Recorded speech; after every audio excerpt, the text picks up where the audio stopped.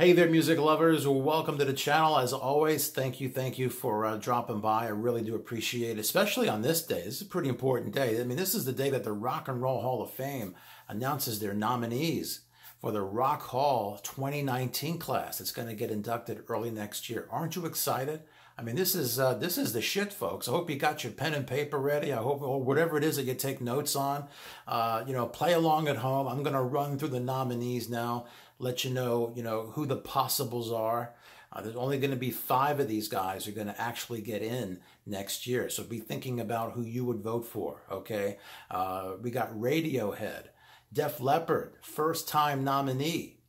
Stevie Nicks, also a first-time nominee. She's in as a member of Fleetwood Mac, but not as a solo artist. We've got Rage Against the Machine, The Cure, Devo, another first-timer, Janet Jackson, Kraftwerk, LL Cool J, Roxy Music, Todd Rundgren, John Prine, MC5, Rufus, featuring Chaka Khan, and also the Zombies. Okay, so those are the nominees. So who do you think should be in and who shouldn't be in? You know what I say? I say put them all in, really. I'm not going to sit here and bicker about who should go in and who shouldn't go in, why one is more deserving than the other. I think that time has passed, folks. I really do. I think all of these guys are going to get in eventually. It might take 20 years, but eventually all of these are going to get in. So it doesn't matter what we think. I think that, let me just lay the foundation work for, why I say this. Because in the past, I would argue about, oh, no, you can't put this person in. You got to have this one.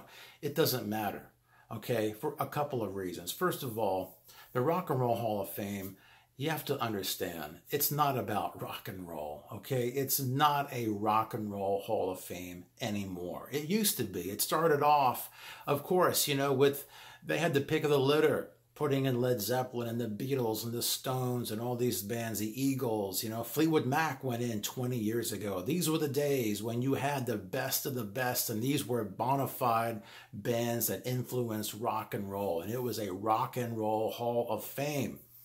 Those days are over. Okay, it's over. It kind of reminds me of MTV when they first got started. I'm talking about music television. Remember those days? MTV in the early 80s, the mid 80s, all they played were videos. It was wall-to-wall videos 24/7. I remember when I was a kid, I was glued to the television because the music was great, the videos were groundbreaking. You get these world premieres every week that just blew your mind. That was a beautiful time to be alive. And then the late 80s, I remember when I went off to college that, MTV started having game shows. You had the Real World, like reality television started to seep in. They were getting into politics. And then by the time we got into the 90s, there was like stand-up comics. They were doing like Jackass and this kind of stuff. And the videos got relegated to like countdown shows, But, they did kick off VH1, which was a music channel for a time. And then eventually that became a bunch of reality shows. And so what I'm saying is that it starts off true to itself, and then it gets watered down into nothing. It lost its meaning. Music television is not the same now as it was back in 1982. And the Rock and Roll Hall of Fame is the same way. It used to be the Rock and Roll Hall of Fame. Now it's like a pop culture museum. Now, many of the artists that are getting in lately are more about their impact on pop culture and pop music and not necessarily rock and roll at all. I mean, let's just take a look at some of the artists that have gone in lately, okay? You got Grandmaster Flash, NWA, Public Enemy, Run DMC, Tupac Shakur. They're already in the Rock and Roll Hall of Fame. Now, I got nothing against these artists. I'm not saying that they're bad at all. I'm just saying that they're not rock and roll. These have had a major impact on pop culture. No question about it. If this was a pop culture Hall of Fame, yeah, everything is running smooth. But this is a Rock and Roll Hall of Fame. It just goes to show you how far we've gone. The criteria has changed. The name hasn't changed. And I'm not going to sit here and bicker about who should get in and who shouldn't get in, because if those guys can get in, anybody can get in. And it's not just artists that are not aligned with rock and roll. You've got, let's say, Janet Jackson, right? She's also supposed to be in possibly for next year. Well, Madonna's in there. And ABBA is in there. They're pop music. They're not rock and roll. So Janet Jackson, she should go in there. Why not? You know? Then you've got rock bands that shouldn't be in there, I don't think. Like Green Day. They were nominated and they went in the first year. I mean, I like a few Green Day songs, but they're not like Zeppelin level or Beatles level or Fleetwood Mac or Eagles level. So if you could put Green Day in there and Joan Jett, how does Joan Jett get in there? I mean, a couple of her biggest hits were covers, and she's really not that big a deal. She was an influence on women, but Pat Benatar was a bigger one. Why isn't she in there? Why isn't Tina Turner in there? I mean, she is with Ike, but she had a whole solo career. She's not even in there by herself. So yeah, if you can put some of these artists in there, you know, like Green Day, and if you can put Joan Jett in there, then how can you say that The Cure shouldn't be in there, or Devo, or Rage Against the Machine? So that's what I'm saying, is that all these artists, they should all go in at some point. I'm not going to say one shouldn't and one should. It doesn't make any sense now. 20 years ago, you could argue that some of these shouldn't go in or whatever, but, you know, no. Nowadays, the bar has been lowered so much that it's pointless to argue. It's just a matter of who gets in because they're popular at the time of the vote. That's really what it is. It's just a matter of time before pretty much everybody gets in. Everybody wins.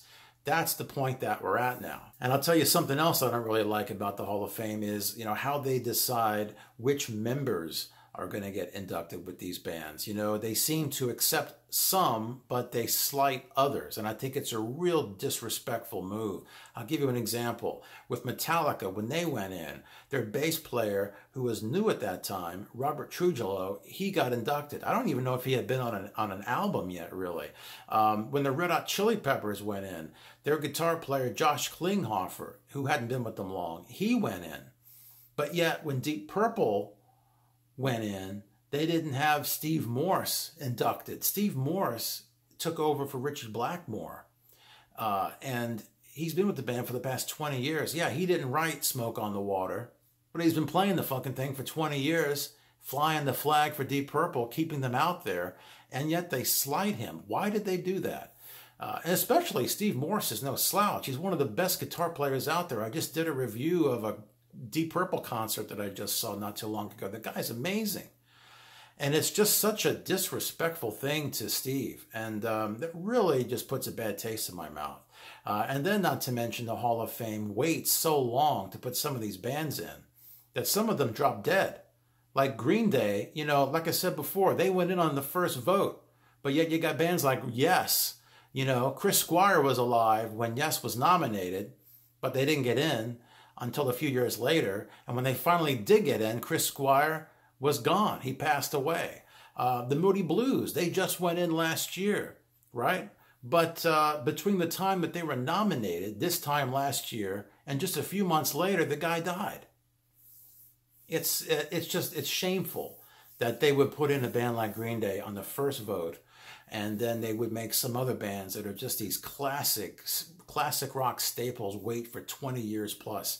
It's just, you know, this whole Rock and Roll Hall of Fame thing, it's just, they're a big fucking joke. And so when I get these new nominees that just came out today, I just look at them and I'm like, who gives a shit?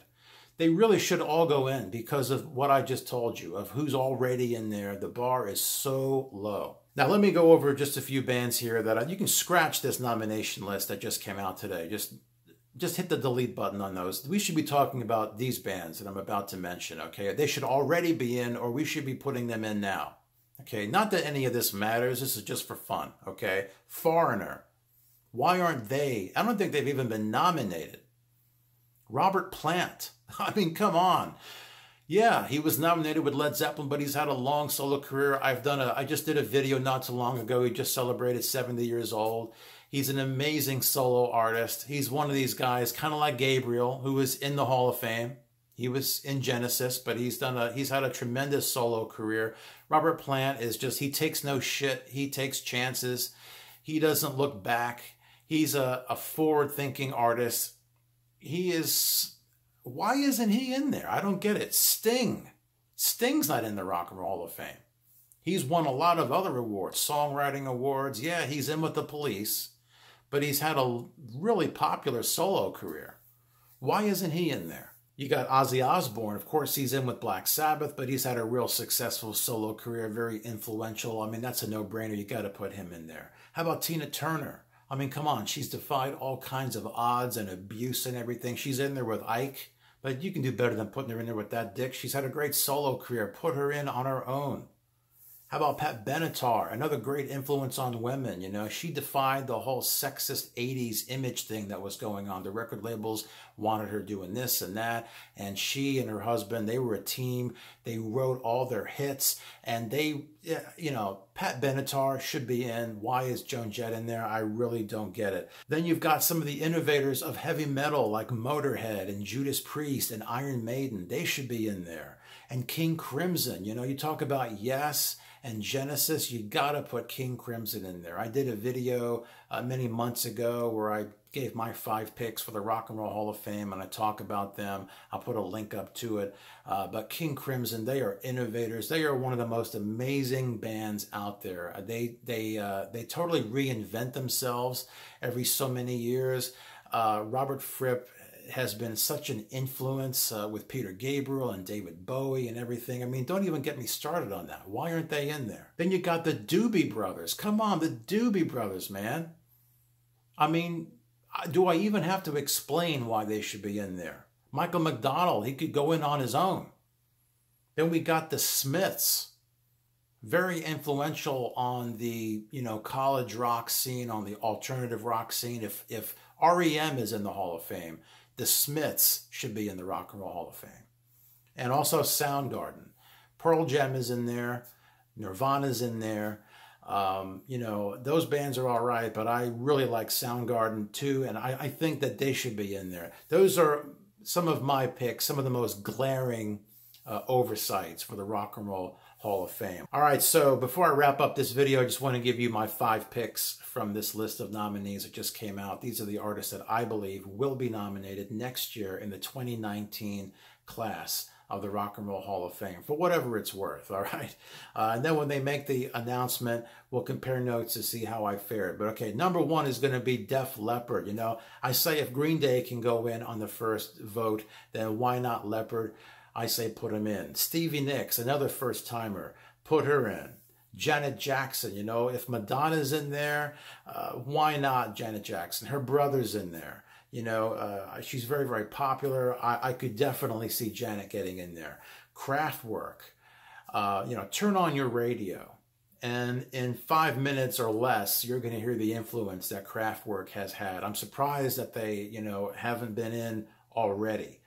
Huge, huge influence. There's, of course, you got Devo, who's also, you know, in the mix. And there's been talk of Depeche Mode. They've been nominated. But before you can put those guys in, you got to put in Kraftwerk first, okay? And then my final pick is going to be the Zombies. And it's not because I love them or anything. It's more of a strategic pick because I think that the Hall of Fame is going to go with the 60s artist. And I think that the Zombies will help counteract some of the more modern artists that are going to be up, like Jackson and Def Leppard and Stevie Nicks and those types. And so, you know, plus the Zombies, I think it's a time of the season for them. You know, they've been nominated a number of years, and it may be their time. So anyway, those are my picks. Def Leppard, Stevie Nicks, Janet Jackson, Kraftwerk, and the Zombies. What are your 5? Put them down below. Let me know if there's any other artists that you think should be in the Hall of Fame. What do you think about the Hall of Fame? Are they a joke or what? Let me know. Give this video a thumbs up. If you liked it, hit that subscribe button too, and I'll be back soon with another video.